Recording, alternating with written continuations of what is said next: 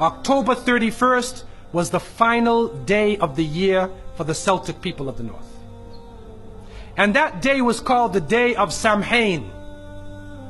And this individual, wal-iyadhu billah, was supposed to be their god of the spirits of the dead, of evil again.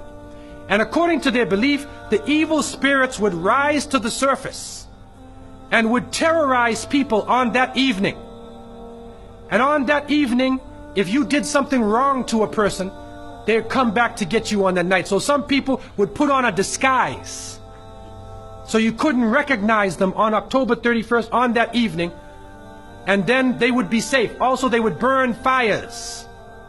Now the only thing we find left of that is the jack-o'-lantern that they would put inside of their window, made from the pumpkin.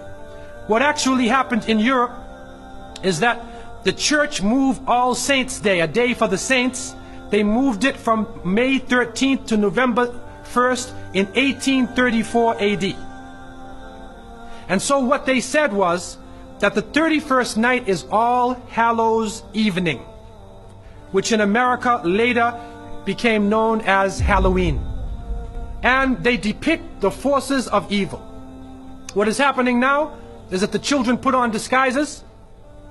They dress as little devils, little witches, as goblins, vampires, anything evil, and they go out. And now with the new American way, they do trick-or-treat. And they come to your house asking for food. And so to send a Muslim child out to trick-or-treat is a demeaning, lowering thing. You're asking them to beg people for food.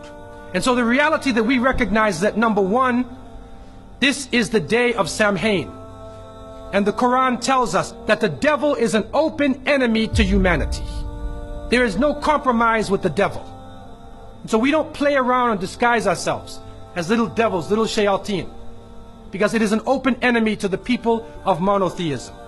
And so from so many angles, Muslims should have nothing to do with Halloween.